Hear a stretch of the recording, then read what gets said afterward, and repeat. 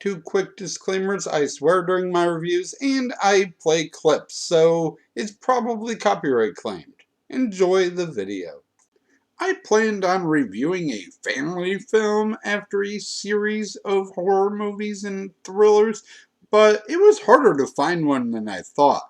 The first option was Perfect Body, starring Amy Jo Johnson, where Wendy Malick is really bad at telling people's heights. You've got to release! Point the gun back! That's Leslie Reynolds on bars. Oh, she's much taller in person. Let's go. She's not taller. They are the exact same freaking height. Ray from the future here. The stunt double for this actress is 7-time All-American gymnast Christy Phillips, who is expected to be a favorite at the Olympics before a growth spurt at 16. So, Wendy Malick is right. She is much taller than the other gymnasts. I could have reviewed this movie and made a comedic story out of how Amy Jo Johnson played the Pink Power Ranger, but the movie turns out to be about bulimia, so fuck that. Josh, do you think I'm fat? Well, you're joking, right? The next option was a cross-country track movie where the main character keeps comparing herself to Jesus. Anna, many times in God's Word, He asks us to trust Him, even though we don't understand or we don't know what's going on. And just like that, I'm asking you to trust me.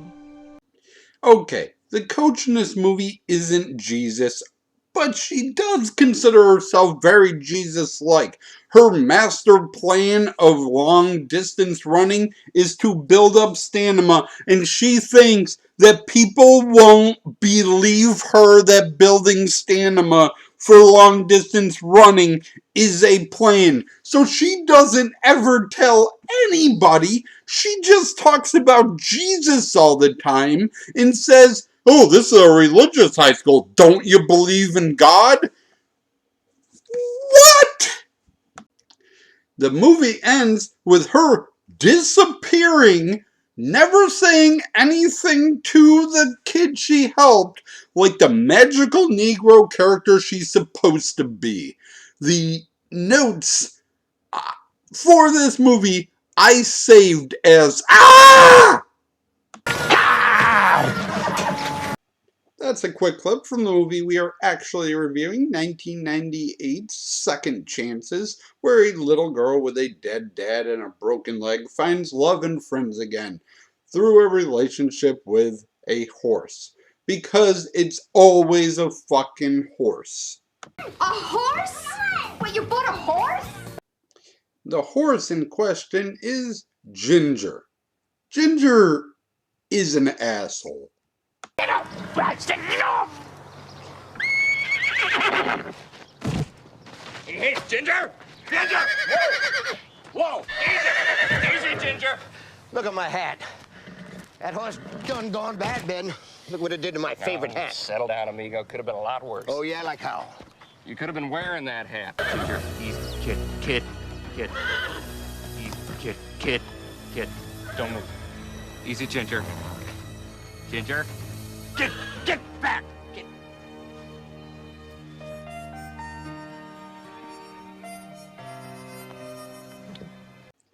We have two main bad guys in this movie. A little girl, who we will call Dallas Jr. She keeps telling Sonny that Ginger's going to get turned into dog food. And her mom, Dallas, who is the ex-wife of Ginger's owner, and is played by 40s and 50s Hollywood starlet / pinup model Terry Moore. Are you talking to me? The guy's here right now who buys horses to chop them up and sell them for dog food. I heard him talking to Ben, and that's the horse he's here to get. You're a liar. Whatever. Don't worry, Ginger. I'm not gonna let anybody hurt you. Hey, Dallas. You still make a pair of Wranglers look better than any woman I ever saw. The thing is, Dallas Jr.'s not wrong. Ben is seconds away from selling Ginger to a dog food company because she became too mean, when Sonny offers to buy the horse for $4. Sonny Why should I go and sell Ginger to you for $4? This man here, he's gonna give me $400.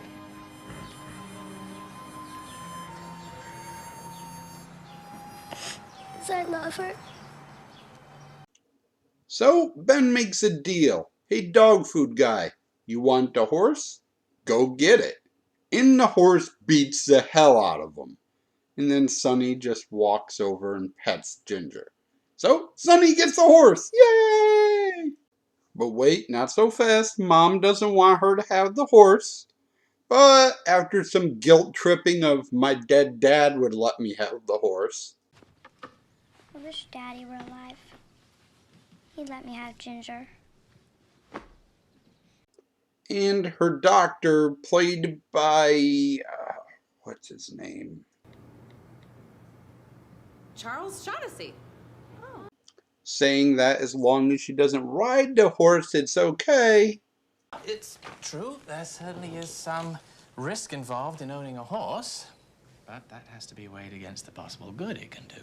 Well, medically speaking, Mrs. Matthews, there's really no reason why Sonny shouldn't have Ginger. Now Sonny has a horse! Yay! Meanwhile, Dallas has bought a new horse for her daughter to barrel race for $30,000 and is plotting to fire Ben and hire a new trainer. I didn't spend $30,000 and risk losing this place to have her hold back.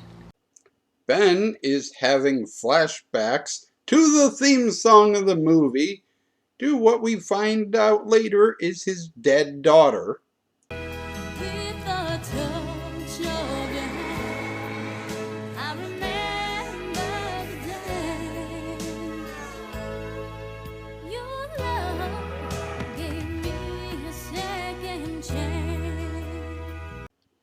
And Dallas Jr. is, man, this kid sucks.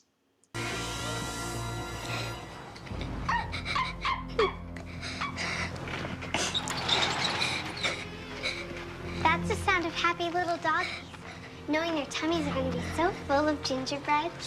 Because of this comment, they get into a brawl, and afterwards, they're friends. Dallas Jr. starts calling Sonny Rocky, and 37 minutes into the movie, there's no antagonist anymore. We also find out that Dallas Jr. is not Dallas's daughter, she's actually her granddaughter after the mom ran off with some guy to South America. Which makes sense because these actresses are 56 years apart in age. All the little girls are friends now and riding their horses together, and we get a little bit of foreshadowing. Yeah! Come on, Steel, let's go. Come on. Oh, Steel, let's go. Come on.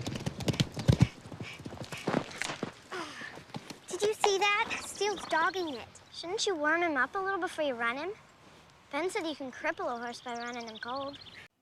Okay, we're going to skip a bunch of the movie in this review because I spent the first 2.5 minutes of this review talking about movies I'm not going to review. I just said the word review a lot. Anyways, you might have noticed in that last scene, Sonny's riding Ginger, and earlier I said that Sonny wasn't ever supposed to ride Ginger, and Ginger wasn't supposed to ever be ridden. Well, that's because Ben paid for a surgery to have Ginger's leg fixed. He told Sonny and her mom that the doctor did it out of the kindness of his heart as an experimental trial, but he was lying. Sonny overheard him telling the doctor, "I'll have your money," then saw Ben trying to sell off a bunch of shit, so now she wants to ride the horse professionally to make money so that she can pay back Ben. Whew, that was a lot of words. Let's take a rest and watch a training montage. I will pick you up, I will, 'cause I'm always near at hand. You gotta believe when your back's against the wall. You gotta believe when you don't believe in nothing at all. When the chips are down and you're completely surrounded and you're praying for the cavalry.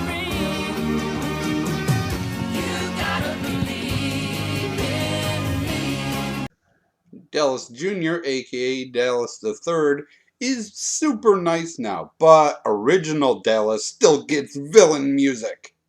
I'm rooting for Melinda, but Sonny looked good out there, considering she ain't been riding that long. You saw who won, Dutch John, and that's the bottom line. We find out that Ben's daughter died because he forced her to train in the rain and the horse fell on her. He fell into a depression and Dallas left him.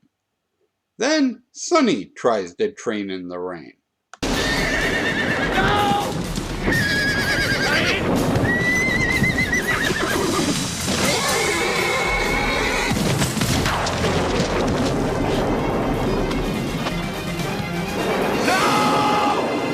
Now we get to the finals of the rodeo championship, and that foreshadowing pays off. Time for you to get over to the arena, get Ginger warmed up. And I want you to come back here, okay? Ben, I haven't seen Dallas and Melinda. Have you? Not much time till Melinda rides. Bumper to bumper traffic. Melinda's headed for the warm-up ring, and Johnny's getting us registered. Yeah, come on.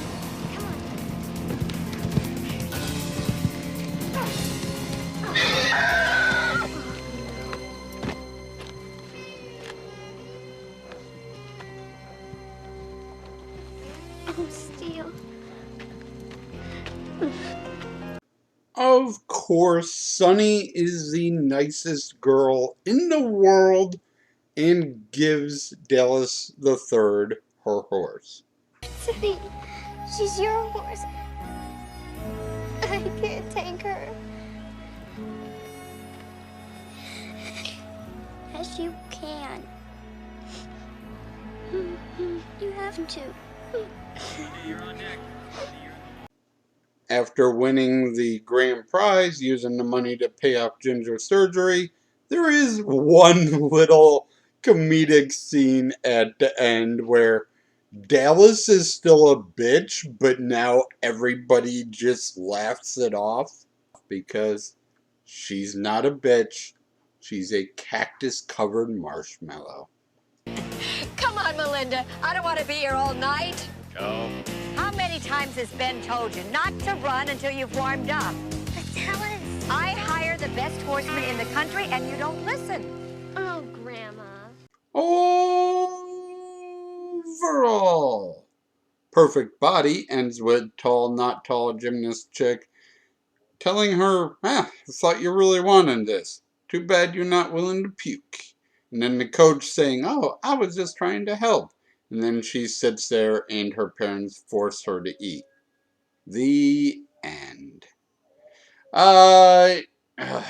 Remember the goal. Oh, Jesus. They mention Jesus a lot. That's all I can say about that fucking movie. As for this movie, yeah, it's about a girl and a horse. There's a lot of these movies. And this one's not the Pornhub girl and a horse movie.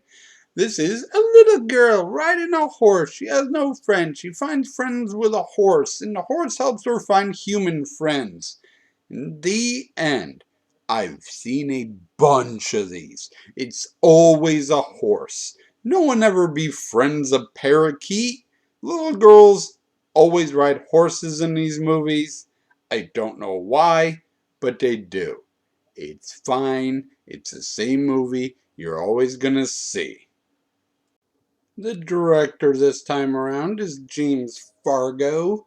He is probably best known as an assistant director and production assistant type guy. He did make a couple Clint Eastwood movies as the director, but he's not a name you're really gonna know. The writer has one other movie, also about a girl who competes in a rodeo. Well, he has a theme. That one's called Every Second Counts. Dallas Jr. is played by Madeline Zima, who's famous for having two sisters that are also attractive. Yeah, they just kind of show up at premieres together and they look good and have the same last name. So Hollywood lets them show up to things. Never heard of anything they've been in. Apparently they're a big deal. Ben is played by Tama Mendes, who mostly only does TV. He's been in 5 or 10 episodes of tons of stuff. Everwood, Chicago Fire, Arrow, Scandal, Jag. He moves all around genres, shows up for 5 episodes on a show, and they end his character arc. Dallas is played, as I said, by Terry Moore, who is best known for the 1949 movie Mighty Joe Young, where she plays the girl in that movie. She plays the girl in tons of shit through the 50s, sexy blonde, and she's still active. I pre-recorded this part earlier. Let's just get into it. The main character in this movie, Sunny, was played by Kelsey Mulrooney. She acted up until about 2002. Post-acting career, she got engaged, opened a couple restaurants in California, and they were open until the COVID pandemic, when she lost her restaurants and her health insurance. Unfortunately, between the time I watched this movie and am reviewing it, Kelsey Mulrooney passed away at the age of 33 in April of this year. Thank you for watching. I ended that one with a downer, and as always, I shall try to do better next time. If I can find some cool horse riding stuff, I'll put the clip in here. One of the greats of rodeo, the only cowboy ever to win 4 national championships and receive a special citation from the President of the United States. Ladies and gentlemen, Mr. Ben Taylor. It's Ben. Ben?